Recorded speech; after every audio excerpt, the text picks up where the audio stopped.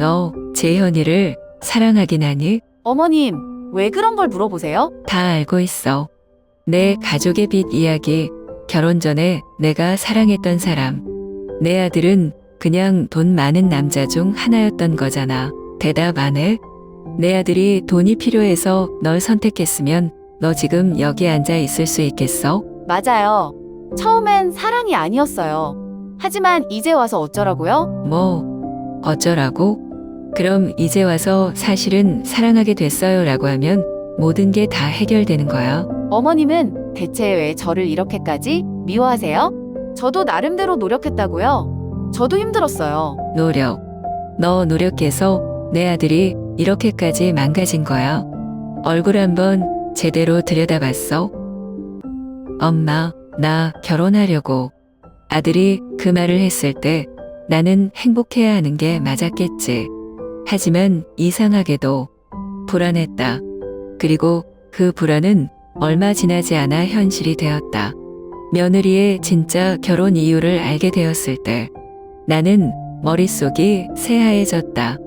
사랑해서 결혼한 게 아니에요. 내 아들은 그저 안정적인 남자였을 뿐이었다. 그런데 1년 후 예상치 못한 일이 벌어졌다. 사랑 없이 시작된 결혼도 진짜 사랑이 될 수 있을까? 지금 그 이야기가 시작됩니다. 제가 박선자입니다. 올해 62이에요. 서울 송파구에서 나고 자랐고 지금도 조그만 반찬 가게를 운영하면서 살고 있어요. 남편이 세상을 떠난 지 25년이 넘었어요. 남들처럼 평범한 가정을 꾸리고 행복하게 살 줄 알았는데 어느 날 갑자기 공사장에서 사고를 당하고 돌아오지 못했죠. 그때 재현이는 겨우 7살이었어요. 어린 아들을 안고 밤새 울던 기억이 아직도 생생해요. 남편 없이 혼자 아이를 키운다는 게 얼마나 힘든지. 그래도 포기할 수 없었어요. 장사를 하면서 어떻게든 재현이를 키웠어요. 학교 학비 대고 학원도 보내고 새 신발이 필요하면 제가 신고 싶은 걸 참아가며 사줬죠. 그렇게 자란 재현이는 서울의 한 유명 대학을 졸업하고 괜찮은 회사에 취직했어요. 다른 집 애들처럼 대기업은 아니었지만 그래도 정규직으로 안정된 회사에 다니니 감사했어요. 정말 여기까지 오는 게 얼마나 힘들었는지 몰라요. 이제 조금만 더 버티면 된다. 그렇게 생각했어요. 그런데 어느 날 재현이가 갑자기 말했어요. 엄마, 나 결혼하려고. 저는 기쁘면서도 이상하게 가슴이 철렁 내려앉았어요. 당연히 아들이 결혼하는 건 축하할 일이죠. 근데 뭔가 알 수 없는 불안함이 스며들었어요. 이제 나 혼자 남겨지는 건가? 그런 감정 때문이었을까요? 아니면 진짜 어떤 직감이 작용한 걸까요? 첫 만남, 알 수 없는 거리감. 며느리가 될 사람, 지은이를 처음 만난 날이 생각나요. 재현이가 한강진의 조용한 카페를 예약해놨다며 거기서 보자고 했어요. 저도 나름 꾸미고 나갔죠. 사실 기대도 좀 했어요. 어떤 아이일까? 착하고 살가운 아이였으면 좋겠다. 카페에 들어서니 지은이가 먼저 와서 앉아 있었어요. 단정한 셔츠에 심플한 귀걸이, 자연스럽게 묶은 머리. 첫인상은 세련되고 차분한 이미지였어요. 뭐랄까, 되게 깔끔한 느낌이었어요. 안녕하세요, 어머님. 처음 뵙겠습니다. 목소리도 또렷하고 예의도 바르고 첫 마디부터 괜찮은 사람 같은데 싶었어요. 그런데 이상하게도 어딘가 모르게 거리감이 느껴졌어요. 제가 이런 자리에 익숙하지 않아서일까요? 아니면 그냥 제 기분 탓이었을까요? 보통 처음 만나면 좀 어색해도 웃으면서 긴장을 풀려고 하지 않나요? 근데 지은이는 처음부터 끝까지 너무 딱딱했어요. 예의는 철저했어요. 말도 공손하게 하고 적당히 미소도 짓고. 근데 느낌이 마치 대화는 하지만 감정이 없는 것 같았어요. 어머님, 요즘 가게는 어떠세요? 아, 뭐 그냥 그렇지 뭐. 요즘 반찬 가게 하는 사람들 다 힘들어. 그렇겠네요. 많이 바쁘시겠어요. 이런 식의 대화만 오가니까 뭔가 너무 형식적이었어요. 그냥 예의상 물어보는 느낌. 진짜 관심이 있어서 묻는 게 아니라는 게 느껴졌어요. 이 아이가 정말 우리 재현이를 사랑해서 결혼하려는 걸까? 순간적으로 그런 의문이 들었어요. 집에 돌아오는 길에 머릿속이 복잡했어요. 내가 너무 예민한 걸까? 재현이가 행복하면 그걸로 됐지. 굳이 더 따질 필요가 있을까 싶기도 했어요. 그날 밤 아들에게 물었어요. 재현아, 너 지은이랑 오래 만났어?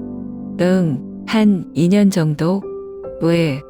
아니, 그냥 너 정말 사랑해서 결혼하는 거 맞지? 엄마, 또 왜 그래? 괜한 걱정하지 마. 재현이는 별일 아니라는 듯 웃었어요. 하지만 제 마음은 계속 답답했어요. 결혼식이 끝난 후 지은이는 거의 찾아오지 않았어요. 원래 신혼이면 바쁘겠거니 하고 이해하려고 했어요. 하지만 시간이 지나도 전혀 달라지지 않았어요. 제가 송파구 반찬 가게에서 일하면서 틈틈이 반찬을 만들어 보내면 지은이는 늘 카톡 메시지 하나만 남겼어요. 어머님, 감사합니다. 잘 먹을게요. 그게 끝이었어요. 직접 전화를 걸어 고맙다고 하거나 짧게라도 안부를 묻는 일은 한 번도 없었어요. 처음에는 그냥 바빠서 그런가 보다 했죠. 요즘 젊은 사람들은 원래 그렇다고 하잖아요. 그런데 한두 번도 아니고 항상 그런 식이니 마음 한구석이 찜찜했어요. 그리고 결정적으로 남편 기일이었어요. 남편이 떠난 지 25년이 됐어요. 매년 이날이면 재현이와 함께 절에 가서 기도를 드리고 집에 와서 조용히 밥상을 차리곤 했어요. 그런데 올해는 좀 달랐어요. 엄마, 올해는 나 혼자 갈게. 지은이도 바쁘대? 응, 일이 좀 있어서. 처음엔 그러려니 했어요. 하지만 그날 우연히 강남역 근처 카페에 들렀다가 지은이를 봤어요. 어떤 남자랑 앉아 있었어요. 분위기가 이상했어요. 그냥 회사 동료 같지는 않았어요.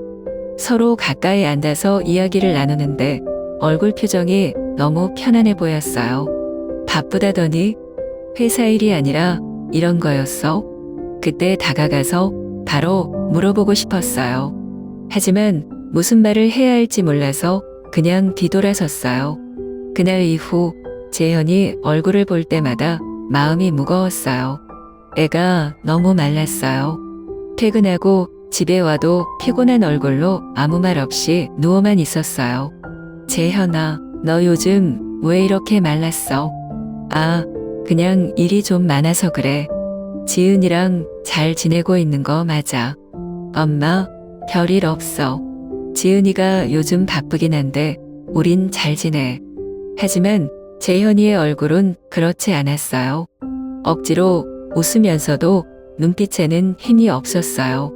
엄마, 괜한 걱정하지 마.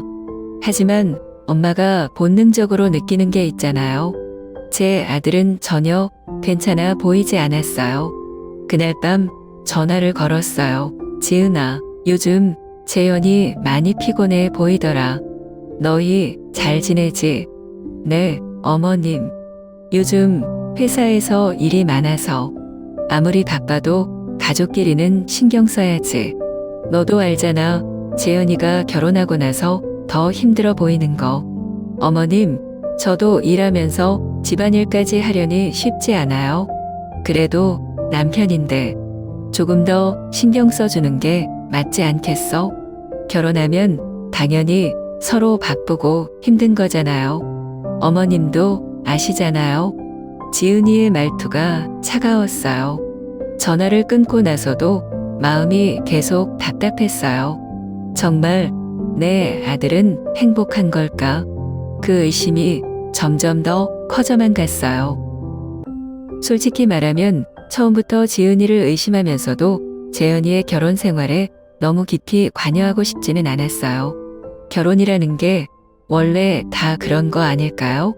시간이 지나면 서로 맞춰가고 힘든 순간도 이겨내면서 살아가는 거라고 생각했어요. 하지만 어느 날 제 생각을 완전히 바꿔버리는 일이 일어났어요. 제가 꼭 드려야 할 말씀이 있어서요. 그날은 일요일 오후 반찬 가게를 정리하고 이제 좀 쉬려던 참이었어요. 그런데 갑자기 초인종이 울리더라고요. 누가 왔을까 싶어서 문을 열었는데 낯선 여자 한 명이 서 있었어요. 나이는 저랑 비슷해 보였고 얼굴엔 긴장과 불안이 가득했어요. 어머님이 박선자 씨 맞으시죠? 네, 그런데 누구신지. 여자가 한숨을 깊게 내쉬고 조용히 말했어요. 죄송합니다. 갑자기 찾아와서. 저는 지은이 엄마입니다. 그 순간 가슴이 철렁 내려앉았어요. 지은이 엄마가 왜 나를 찾아왔을까? 무슨 일이지? 불길한 예감이 들었어요. 들어오세요.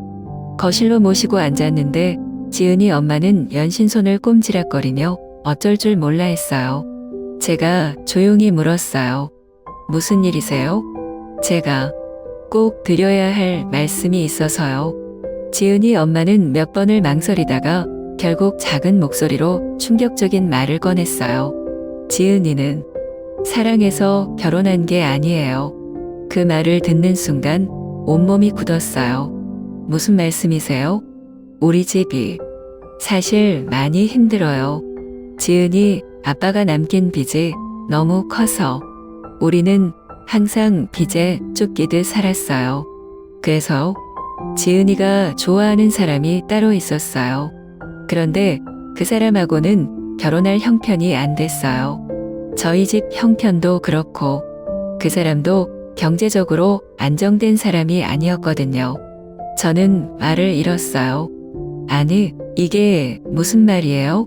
제 아들이 돈 때문에 이런 결혼에 희생양이 된 거라고요? 그래서 지은이를 설득했어요. 안정적인 사람을 만나서 결혼하는 게 좋지 않겠냐고. 그 안정적인 사람이 우리 재현이란 말씀이세요? 지은이 엄마는 고개를 숙이며 힘겹게 고백했어요. 죄송합니다. 정말 죄송합니다. 하지만 처음부터 이런 마음으로 결혼한 건 아니었을 거예요. 지은이도 어쩌면 결혼하면서 마음이 바뀌었을 수도 있어요. 이 말을 듣는데 숨이 턱 막혔어요. 처음에는 화가 났어요. 당장 재현이를 불러서 이런 거짓된 결혼 빨리 끝내라 고 말하고 싶었어요.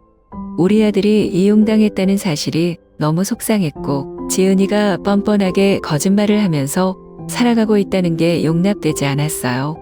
그런데 감정이 조금 가라앉고 나니 이상하게도 바로 이혼하라고 말하는 게 맞는 걸까 하는 생각이 들었어요. 지은이가 처음부터 결혼을 이용하려 했던 건 맞지만 정말 지금도 재현이를 사랑하지 않는 걸까? 그렇다면 난 너무 감정적으로만 보고 있는 건 아닐까? 그래서 저는 다른 선택을 했어요. 지켜보기로 했어요. 정말 아무런 마음도 없는 걸까? 그때부터 저는 지은이를 더 유심히 살폈어요. 그리고 예전에는 보이지 않던 것들이 보이기 시작했어요. 아침에 가끔 재현이네 집에 가보면 부엌 테이블 위에 따뜻한 커피 한 잔이 놓여 있었어요. 출근하면서 일부러 내려놓고 간 거였어요. 재현이가 아침잠이 많아서 커피 없으면 힘들어 하거든요. 지은이는 아무렇지도 않게 말했어요.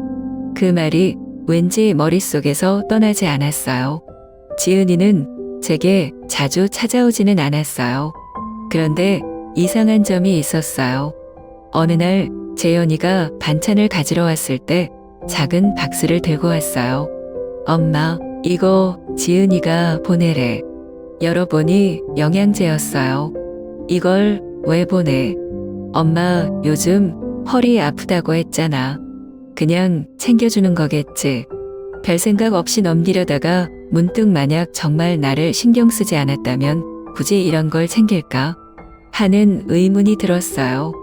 몇 달 전 제가 몸이 안 좋아서 병원에 입원한 적이 있었어요. 재현이는 회사 일이 바빠서 자주 오지 못했고 저는 혼자 치료를 받았어요. 그런데 어느 날 병원비 정산을 하려고 보니 이미 누군가가 대신 납부한 상태였어요. 간호사에게 물어봤어요. 혹시 누가 대신 결제했나요? 며느리 되시는 분이요. 조용히 와서 결제하고 가셨어요. 그 말을 듣는데 뭐라고 해야 할까요? 정말 헷갈렸어요. 지은이가 정말 나쁜 아이일까? 처음에 저는 지은이를 차갑고 거리감 있는 사람이라고 생각했어요. 우리 재현이를 돈 보고 결혼한 사람이라고만 생각했어요. 하지만 이런 사소한 것들을 신경 쓰는 사람이 정말 마음이 없는 걸까? 만약 단순히 돈 때문에 결혼했다면 이런 세세한 배려까지 할 필요가 있었을까? 그날 밤 재현이에게 조심스럽게 물어봤어요. 재현아, 지은이랑 요즘 어때? 그냥 똑같아. 근데 엄마 왜 자꾸 그런 거 물어봐? 그냥 너는 지은이가 너한테 진심이 아닐 거라고 생각해. 재현이는 제 질문을 듣고 한참 동안 말이 없었어요. 그리고는 조용히 말했어요. 모르겠어, 엄마. 근데 이혼하고 싶진 않아. 정말. 나도 처음엔 힘들었는데 가끔 보면 지은이가 나를 진짜로 걱정하는 것 같기도 하고 잘 모르겠어. 그날 저는 더욱 확신이 들었어요. 이 결혼 정말 끝내야 하는 걸까? 정말 지은이가 나쁜 아이인지 아니면 그냥 표현을 잘 못하는 사람일 뿐인지 그 고민이 머릿속에서 떠나질 않았어요. 이제는 더 이상 피할 수 없었어요. 저는 직접 지은이와 이야기해 보기로 결심했어요. 애초부터 결혼이 잘못된 선택이었다면 빨리 끝내야 했고 혹시라도 지은이에게 남은 진심이 있다면 그걸 확인하고 싶었어요.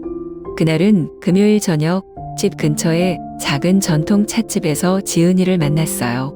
조용한 분위기의 가게였어요. 지은이는 퇴근하고 바로 왔는지 회사 복장 그대로였어요. 저를 보자마자 조금 당황한 표정이었지만 별말 없이 제 맞은편에 앉았어요. 어머님, 갑자기 무슨 일이세요? 저는 오늘만큼은 돌려 말하지 않기로 했어요. 너 재현이를 사랑하니? 지은이의 손이 순간 움찔했어요. 예상치 못한 질문이었나 봐요. 한동안 저를 가만히 바라보더니 조용히 입을 열었어요. 어머님, 왜 그런 걸 물어보세요? 난 다 알고 있어. 지은이의 표정이 굳어졌어요.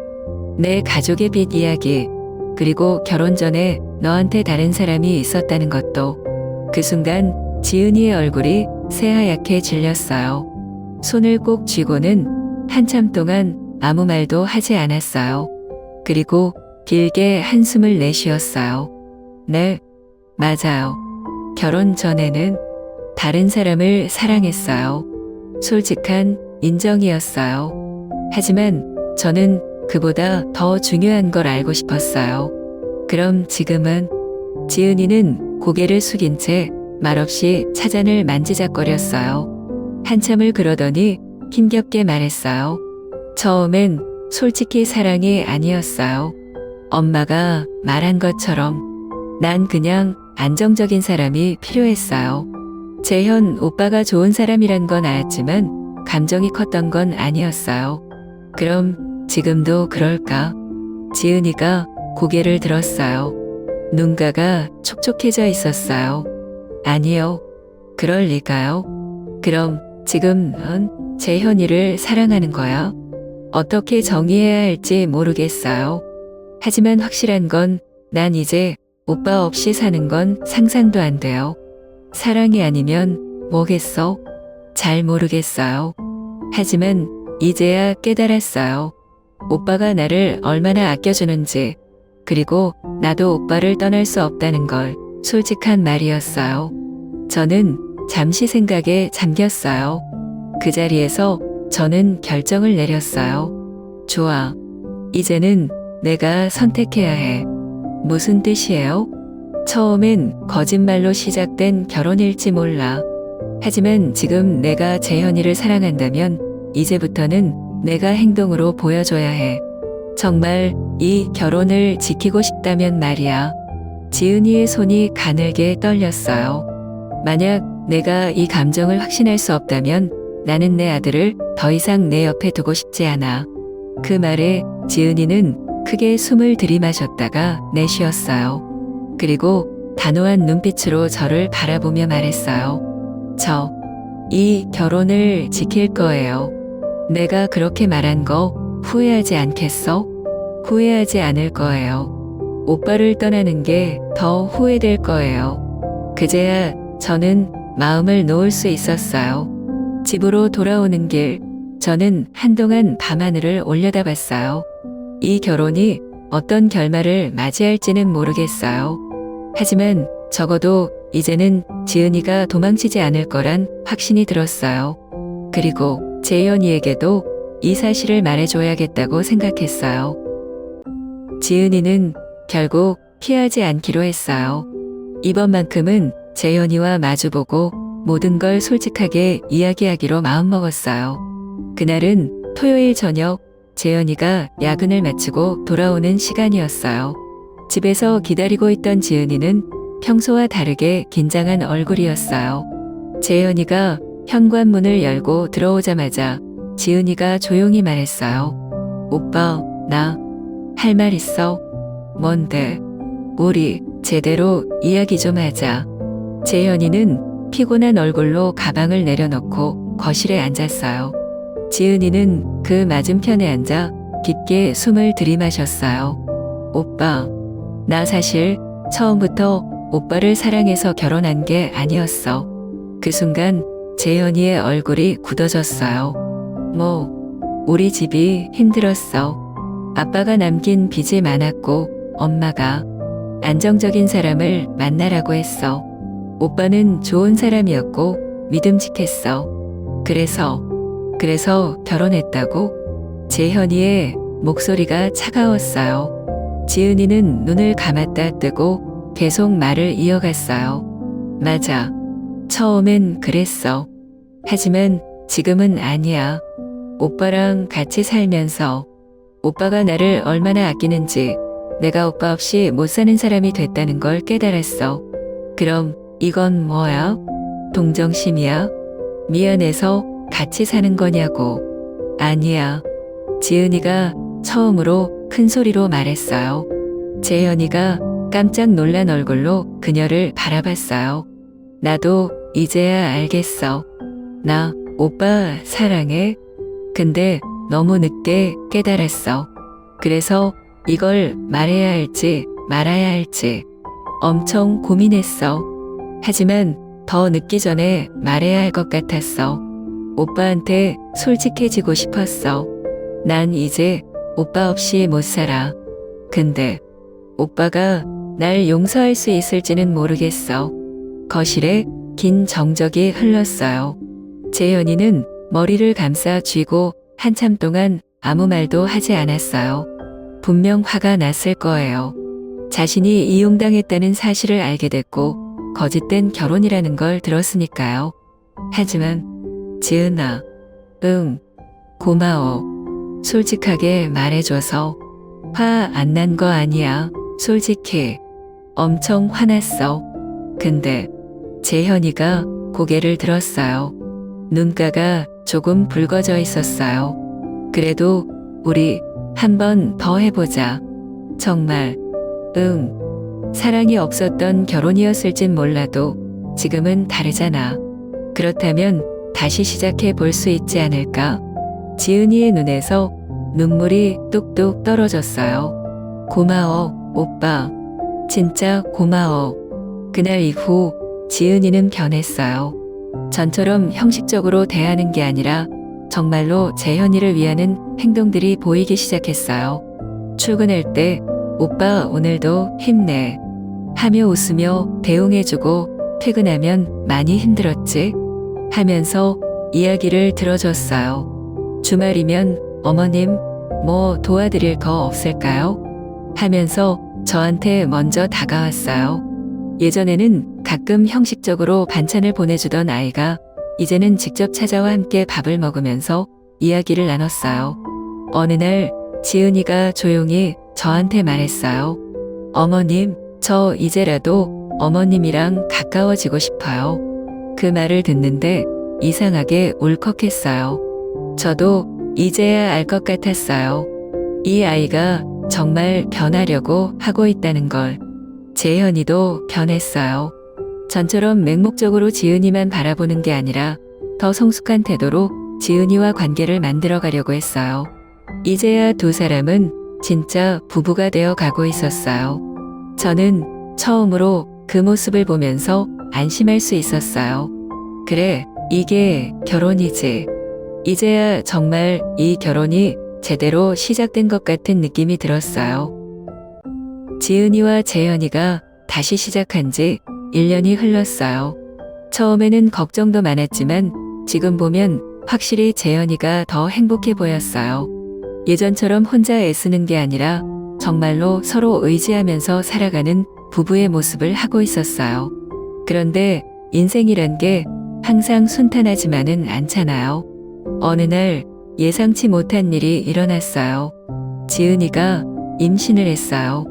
임신 소식을 들었을 때 저는 솔직히 너무 기뻤어요. 제게도 이제 손주가 생기는구나 싶어서 속으로 얼마나 감격했는지 몰라요. 재현이도 기뻐서 어쩔 줄 몰라 했고 저도 반찬 가게에서 일하면서 벌써부터 애기 옷이랑 유아용품을 챙겨야겠다는 생각까지 했어요.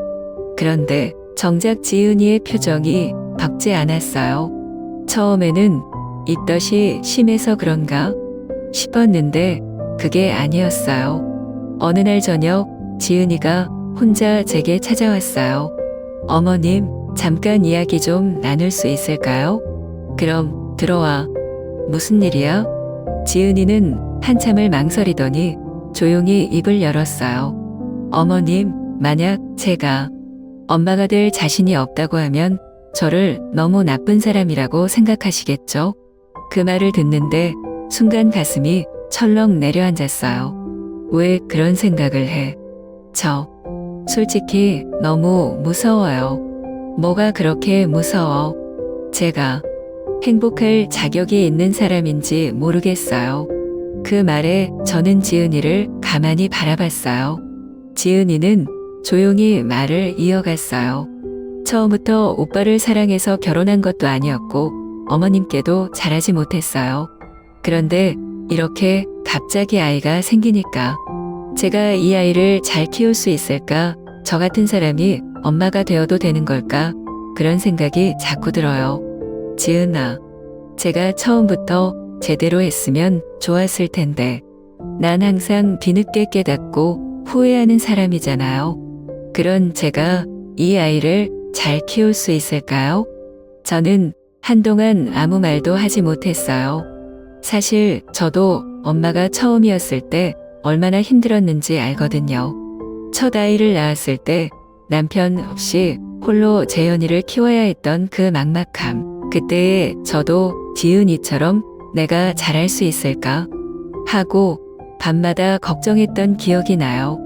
그래서 저는 지은이의 손을 꼭 잡았어요. 지은아, 실수했다고 해서 내 인생이 잘못된 게 아니야. 중요한 건 내가 그걸 인정하고 고쳐가고 있다는 거야. 하지만 전 아직도 너무 부족해요. 부족한 게 당연하지. 세상에 완벽한 엄마는 없어. 나도 처음엔 하나도 몰랐어. 그냥 하루하루 버티면서 배운 거야. 그리고 말이야. 저는 지은이의 손을 가만히 쓰다듬으며 말했어요. 이미 넌 좋은 엄마야. 왜냐하면 내가 벌써부터 아이를 걱정하고 있으니까. 그 말을 듣자마자 지은이의 눈에서 눈물이 왈칵 쏟아졌어요. 정말 그렇게 생각하세요? 그럼 좋은 엄마가 되겠다는 고민을 하는 사람은 이미 좋은 엄마가 될 준비가 된 사람이야. 그날 밤 지은이는 제 앞에서 오랫동안 울었어요. 그리고 한참 후 조용히 웃으며 말했어요. 어머님, 저 잘할 수 있을까요? 당연하지. 그리고 혼자 키우는 것도 아니야. 나도 있고 재현이도 있고 우리 가족이 있잖아. 가족이요? 그래. 이제 진짜 가족이 된 거야. 그 말을 듣고 지은이가 처음으로 제게 따뜻한 미소를 지었어요. 그제야 저는 확신했어요. 그래, 이 아이도 결국 가족을 받아들였구나. 그날 이후 시어머니는 예전처럼 손주 이야기를 꺼내지 않았다. 더 이상 아들이 있어야 한다거나 가문을 잇는 건 남자 같은 말을 하지 않게 되었다. 하지만 그게 끝이 아니었다. 그녀는 전보다 훨씬 조용해졌고 혼자는 시간이 늘어났다. 식사 시간에도 말수가 줄었고 남편도 그런 어머니를 걱정스러워했다. 어머니, 요즘 너무 말씀이 없으세요? 어디 불편하신 거 아니죠? 아니야, 그냥 생각이 많아서 그래. 무슨 생각이신데요? 그냥 이제까지 내가 살아온 방식에 대해서. 그 대화는 거기서 끝났다. 하지만 나는 시어머니가 무언가를 깊이 후회하고 있다는 걸 알 수 있었다. 어느 날 밤 아이들을 재운 후 부엌에서 차를 한 잔 따르고 있는데 거실이 조용하지 않았다.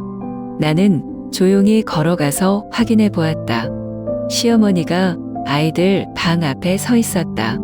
문이 살짝 열려 있었고 안에서는 지호와 수아가 나란히 자고 있었다. 시어머니는 문을 닫지 않은 채 조용히 아이들을 바라보고 있었다. 나는 그 모습을 보며 말없이 지켜봤다. 그러다 시어머니가 아주 작은 목소리로 중얼거렸다. 나는 평생 아들만 중요하다고 생각했는데 내가 틀렸구나. 그 말에 순간 가슴이 뭉클해졌다. 나는 아무 말도 하지 않았다. 아마 지금 이 순간 시어머니가 처음으로 자신의 잘못을 스스로 인정하고 있었기 때문일 것이다. 내가 아무리 말해도 이해하지 못했던 것들을 이제는 본인이 깨닫고 계셨다. 그렇게 몇 분 동안 조용히 서 있다가 시어머니는 살며시 문을 닫고 나를 바라보았다. 지혜야. 네, 어머니. 내가 맞았어. 나는 이제까지 너무 많은 걸 강요했어. 나는 그 말을 듣고 천천히 고개를 끄덕였다. 이제라도 그렇게 생각해 주셔서 감사해요.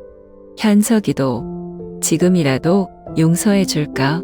나는 잠시 고민하다가 말했다.